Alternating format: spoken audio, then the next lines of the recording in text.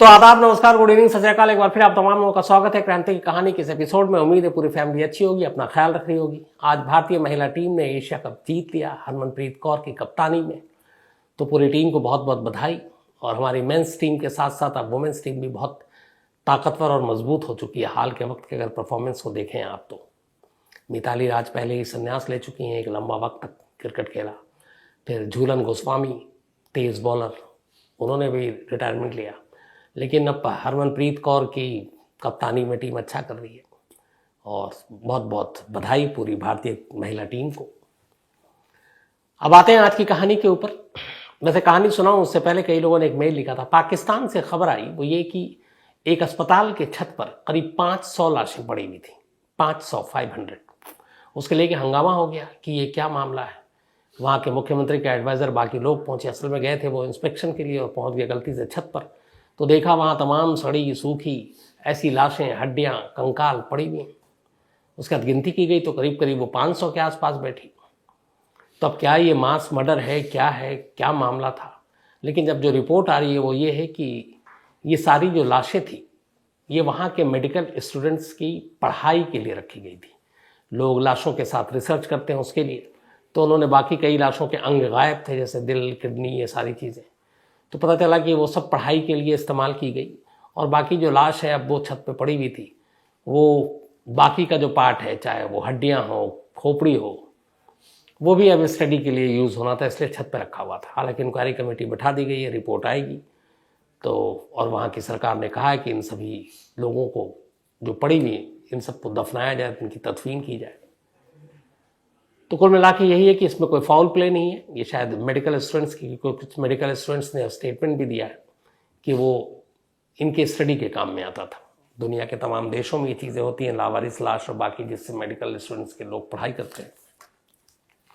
तो ये मामला था। अब आते हैं आज की कहानी के ऊपर। बात 1998 की है। इंग्लैंड के साउथ मैनचेस्टर डिस्ट्रिक्ट में एक लेडी थी और उस लेडी को एक अजीब सी चीज़ का एहसास हो रहा था। इस लेडी को यह था कि वहाँ पे एक डॉक्टर थे, डॉक्टर हैरोल्ड सिम्पसन। तो उनके क्लिनिक में जितने भी लोगों का इलाज होता उसमें बड़े पैमाने पर महिलाओं की मौत हो रही थी। उन्होंने कुछ डेटा निकाला। ये 1998 की बात है, बल्कि हाँ, मार्च 1998। कि आखिर ऐसा क्यों हो रहा है?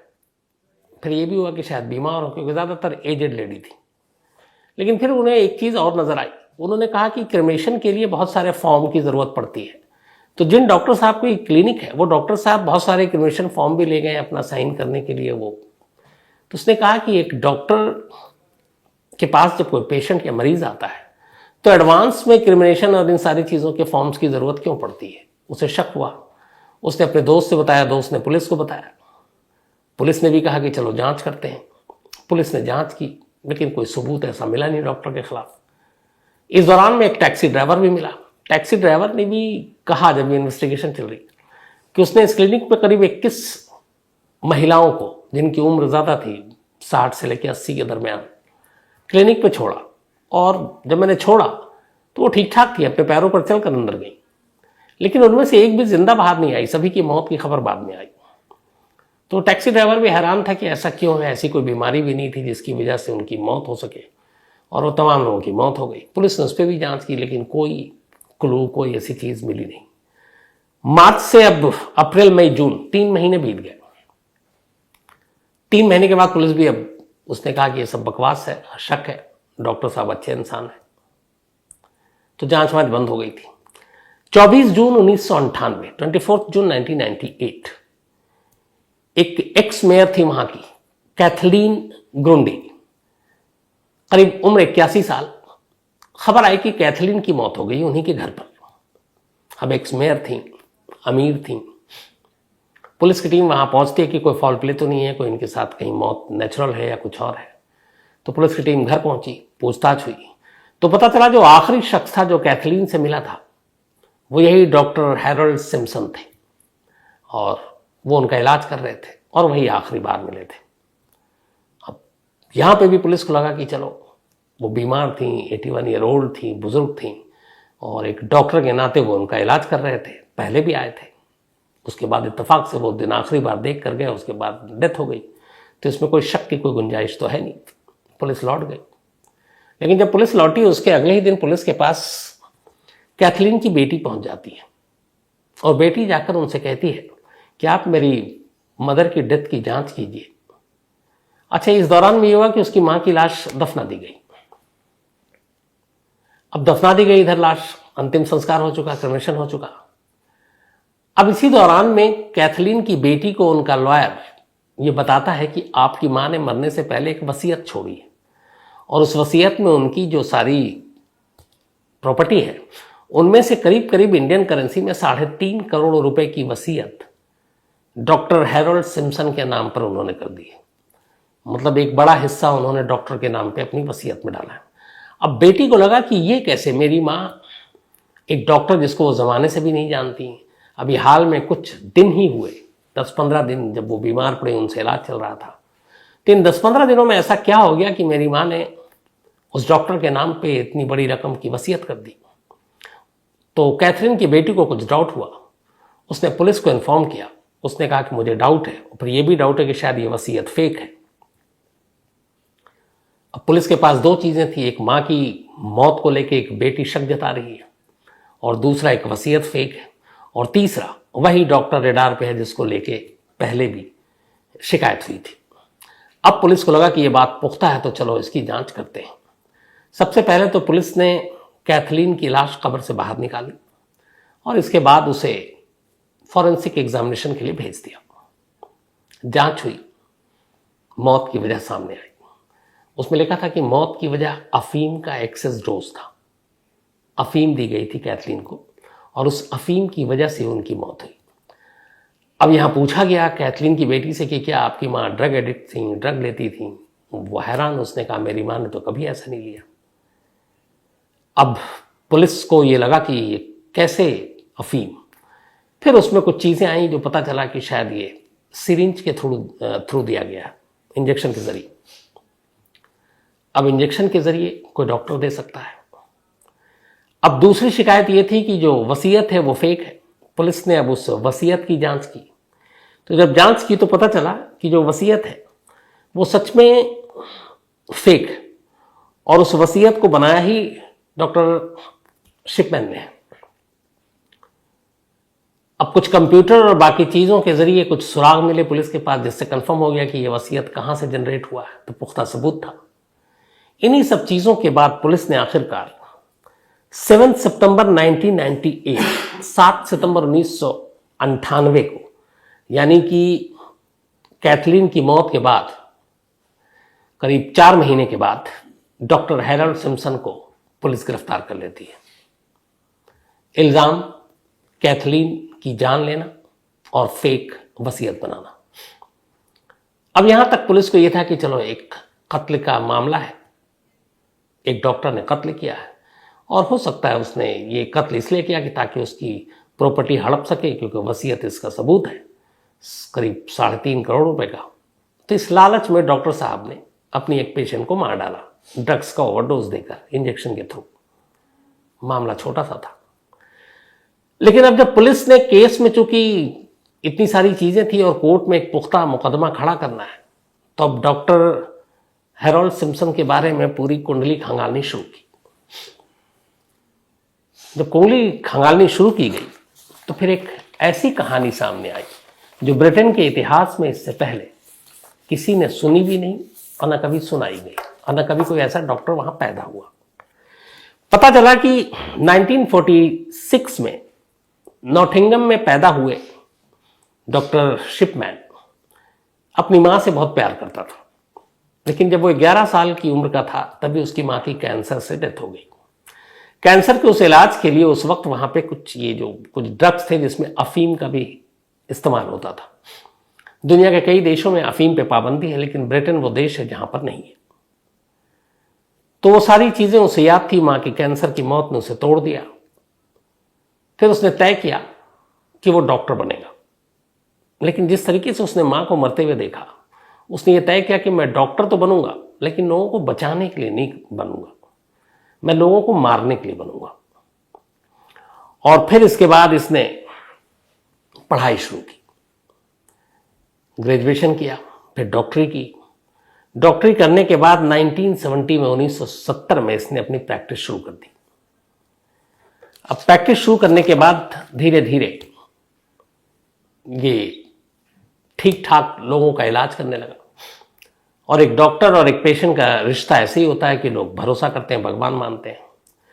तो डॉक्टर हैरोल्ड शिपमैन भी धीरे धीरे अब इलाज करना शुरू किया, लेकिन उसे यह पता था कि अगर वो लोगों को मारेगा तो 1, 2, 3, 4 के बाद उसका राज खुल जाएगा, वो पकड़ में आ जाएगा, फिर उसका सारा भेद खुल जाएगा और वो जेल चला जाएगा। तभी उसने एक दिमाग लगाया। उसने कहा कि मैं सिर्फ औरतों को मारूंगा, और वे भी वो जो उम्र दराज हो, ताकि किसी को शक न हो, ऐसा लगे कि उम्र की वजह से उनकी मौत हुई है। अब उसके बाद उसके यहां जितनी भी औरतें आती, खासतौर पर जो 50+ होती, बिल्कुल ठीक ठाक, एक तो उनसे वो उनका भरोसा जीतता, बहुत प्यार से बात करता, और फिर धीरे धीरे मौका मिलते ही वो उनको अफीम का इंजेक्शन देना शुरू कर देता। उसे पता था कि ये मौत में पता नहीं चलेगी कि इसकी वजह से डेथ हुई है, तो वो बच जाएगा। और धीरे धीरे मौत होने लगी। लेकिन शक ना हो, इसने एक और तरीका अपनाया कि जिस पेशेंट की इसके हाथों जिसका ये कत्ल करता और मौत होती, उसके बाद ये बाकायदा उनकी फ्यूनरल में, उनके अंतिम संस्कार में कब्रिस्तान तक जाता और शामिल होता उस प्रेयर में, उस आखिरी रस्म में। और इस तरीके से एक एक कर इसकी पेशेंट मरने लगी। 1970 से लेके 1998 तक करीब 28 सालों में इसने धीरे धीरे करके इसी तरीके से लोगों को मारना शुरू किया। और अपने हर पेशेंट को मारने के बाद जब अंतिम संस्कार होता, ये बाकायदा वहां पहुंचता, प्रेयर में शामिल होता, और लोग कहते हैं कि देखो ये डॉक्टर कितना अच्छा है, जिसका सिर्फ अपने पेशेंट्स के साथ तब तक उस पेशेंट के साथ रिश्ता अस्पताल तक नहीं है, क्लिनिक तक नहीं है, बल्कि ये एक पर्सनल बाउंडेशन, पर्सनल वो है कि डॉक्टर अपने पेशेंट की मौत के बाद उसके अंतिम सफ़र में, अंतिम संस्कार में, फ्यूनरल में भी हिस्सा ले रहा है। तो इससे डॉक्टर हैरोल्ड शिपमैन की एक इमेज भी बनती गई। और इसके बाद ये हुआ कि 1-2 उन्होंने तो चैनल में इंटरव्यू भी दिया, और बाकायदा फिर डॉक्टर हैरोल्ड से उस वक्त मेंटल बैलेंस और उसको लेकर लोग इंटरव्यू करते, बातें करते और एक अच्छा डॉक्टर मानते। और ये सिलसिला चलता रहा, लेकिन किसी को भनक तक नहीं लगी कि डॉक्टर शिपमैन अपनी डॉक्टरी की आड़ में असल में कर क्या रहा है। अब ये सारी चीजें जब तफ्तीश में सामने आई उस एक कत्ल के बाद, तो पुलिस के भी रोंगटे खड़े हो गए। अब गिनती जब शुरू हुई और वो सारे जो निकले, अच्छा गिनती का भी कमाल ये था कि जो मोडस ऑपरेंडी था उसमें हर पेशेंट की मौत के बाद कब्रिस्तान जाना इस डॉक्टर के लिए जरूरी था। तो बहुत सारे पेशेंट आए, कुछ क्लिनिक से सारे रिकॉर्ड निकले महिलाओं की। इसके बाद अलग अलग जो फ्यूनरल जो हुए वहां पे रिकॉर्ड निकाले गए। तो इन दोनों रिकॉर्ड को जब टैली किया गया तो ये गिनती पहुंची 250। तो पुलिस ने माना कि ये 250 औरतों का कत्ल कर चुका, और इसमें ज्यादातर वही 50+ और 80-81 तक, जो सबसे यंगेस्ट उनमें 41 ईयर था एक केस, बाकी सब 50, 60, 17, 80। तो पुलिस ने इन दोनों डेटा से फ्यूनरल और अस्पताल के रिकॉर्ड से निकाला, और फिर उन तमाम लोगों की, जो उसमें से बहुत सारे ऐसे थे जो 28 साल हो चुके थे, लेकिन आखिरी की जो 15 शिकार थी डॉक्टर की, 15 महिलाएं, फिर उनकी लाशें भी खोदी गई और निकाला गया। फिर उनका भी फॉरेंसिक एग्जामिनेशन हुआ और उनकी मौत की वजह भी फिर वही अफीम निकली। तो ये क्लियर हो गया कि डॉक्टर का ये मोडस ऑपरेंडी था। अब पुलिस ने तो बनाया केस की 250 रिकॉर्ड पे हैं जिनकी मौत हुई इस क्लिनिक में, और उस वक्त तक ब्रिटेन में किसी एक डॉक्टर के हाथों इतनी बड़ी तादाद में मौत और एक डॉक्टर के इतनी बड़ी तादाद में किसी फ्यूनरल में शामिल होना, दोनों ही अनोखा था, नहीं था। तो पुलिस भी हैरान, पुलिस की नज़र में वो 250 औरतों के कातिल थे।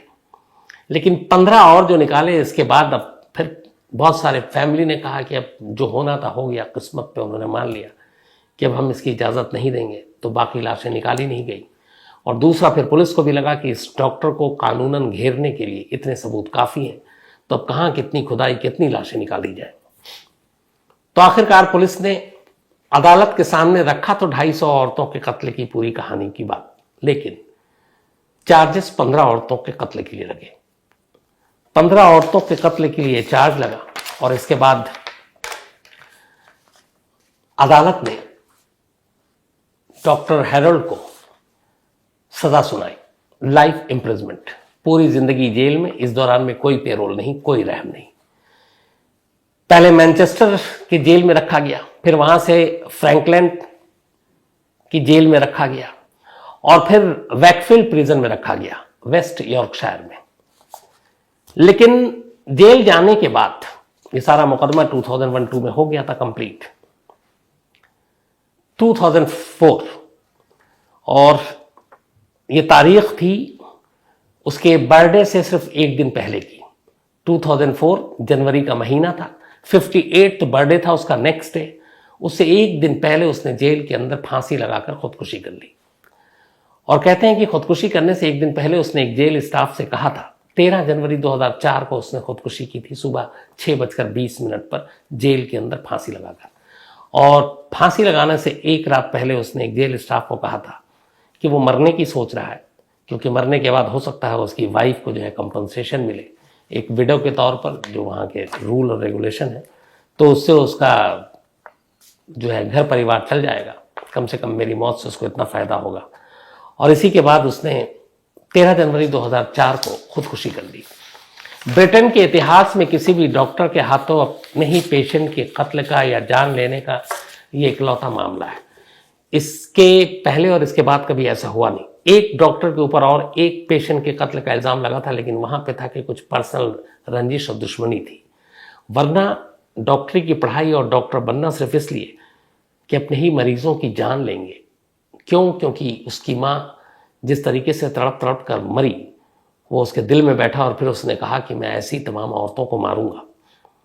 और उसने एक एक का 250 औरतों को, अगर ब्रिटिश पुलिस के हिसाब से चले हम, जो ब्रिटिश पुलिस ने कहा कि जो रिकॉर्ड्स दस्तावेज हैं उसमें 250 औरतों की पूरी कहानी है, लेकिन सबूत 15 के थे। क्या पता अगर बाकी की कब्रें की खुदाई की जाती तो ये गिनती और बढ़ जाती रिकॉर्ड पर। तो रिकॉर्ड पर 15 औरतों के कत्ल के लिए सजा हुई, लेकिन 250 तक की लिस्ट पहुंचती है। लेकिन इसने अपनी पूरी सजा नहीं काटी।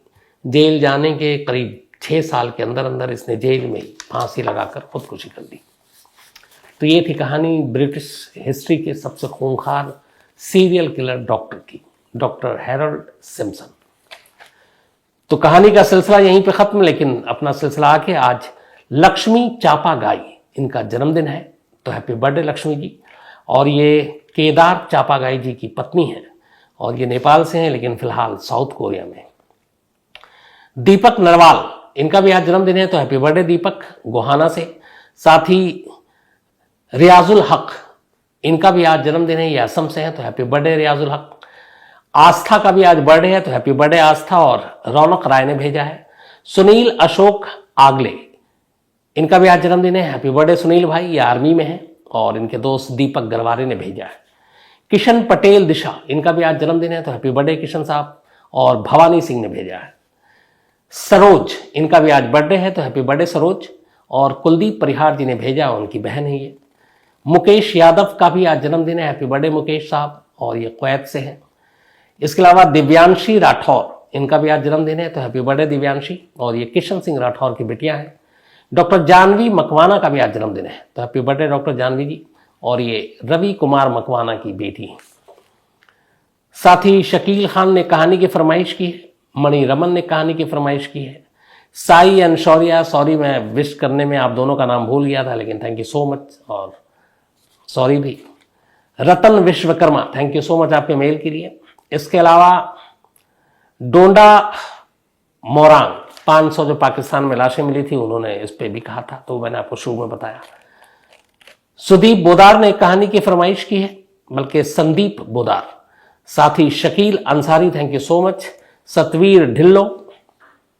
इसके अलावा हाँ, कल मैंने कहानी में एक जगह वो कहा था, जब जो कहानी सुना था उसमें ब्लैक जो इटली में था, तो उसके लिए मैंने कुछ शब्द इस्तेमाल किया था। और thank you so much Satveer भाई इस तरफ ध्यान देने के लिए, तो सॉरी उसके लिए। हमारे यहाँ उसको श्वेत और अश्वेत कहकर बुलाया जाता है, तो तो कई बार गलतियां हो जाती हैं, लेकिन ऐसी गलती होनी नहीं चाहिए जिससे किसी की दिल को ठेस पहुंचे। तो इस तरफ ध्यान दिलाने के लिए थैंक यू फिर अगेन सतवीर ढिल्लो भाई। साथी मुजम्मिल रजा, इसके अलावा राज वैष्णव, साथी Azeem Abbas, Mayur Thole, Ankit Chauhan, thank you so much. Jawahar Chaubey, और कहते हैं हॉरर स्टोरी सुनाइए कुछ। क्राइम की हर स्टोरी अपने आप में जवाहर साहब कम से हॉरर ही टाइप की होती है।